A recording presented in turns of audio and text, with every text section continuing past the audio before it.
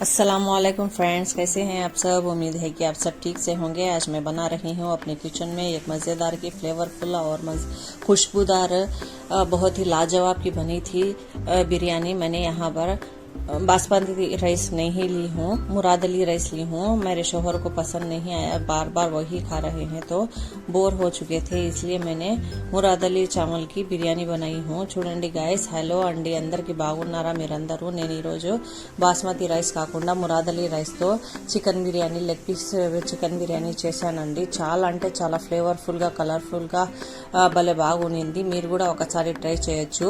చూడండి, నేను ఒక కప్పు 1/2 కప్పు బియ్యం తీసుకుంటే ఇందులో 1/2 కప్ 4-5 టేబుల్ స్పూన్ వచ్చేసి ఆయిల్ తీసుకున్నానండి। 1 కప్ వచ్చేసి పెరుగు తీసుకున్నాను। 1 టీ స్పూన్ వచ్చేసి red chilli powder, 1 teaspoon coriander powder, 1 teaspoon biryani powder, salt, jeera powder మరియు garam masala powder, turmeric powder అన్నీ వేసుకుని ఒకసారి కలుపుకున్నానండి।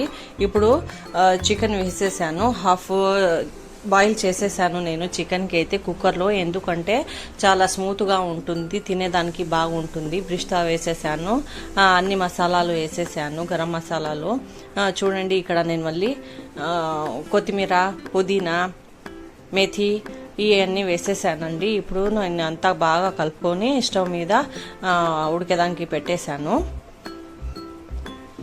ఇప్పుడు బియ్యంని బాగా కడిగేసి ఉన్నాను, అందులో మళ్ళీ ఇవన్నీ వేసేసాను। ఇంకొకసారి ఇంకా ఆయిల్ వేసి ఇది కూడా ఉడికేదానికి పెట్టేశాను। देखिए, मैंने यहाँ पर सारे मसालों को डाल दिया है। अभी ये मसाले अच्छे से पक चुके हैं।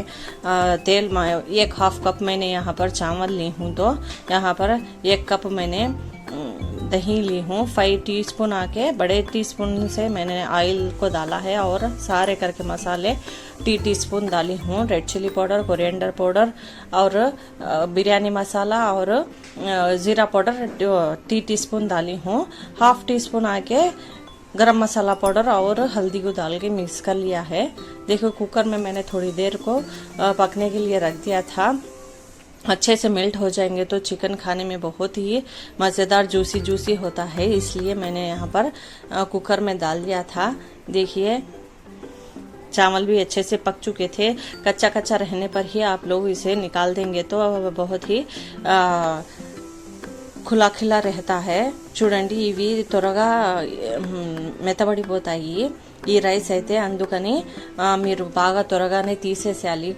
కొద్దిగా పొడి పొడిగా ఉన్నప్పుడే, అంటే పచ్చి పచ్చిగా ఉన్నప్పుడే తీసేసేయాలండి। ఏమంటారో నాకు టకా అని రాలేదు నోటికి। చూడండి, ఇప్పుడు బాగా నేను వచ్చేసి దీనికి దమ్కి పెట్టాను, ఒక 10 మినిట్స్ పెట్టేశాను। मैंने इसको दम के लिए 10 मिनट्स के लिए रख दिया था। మీరు కలర్ స్కిప్ చేయాలి, తినకూడదు అంటే టర్మరిక్ పౌడర్ కలర్ అయినా వేసుకోవచ్చండి, ఇలానే వస్తుంది, బాగానే ఉంటుంది, ఫ్లేవర్ బాగానే ఉంటుంది దాన్ని కూడా।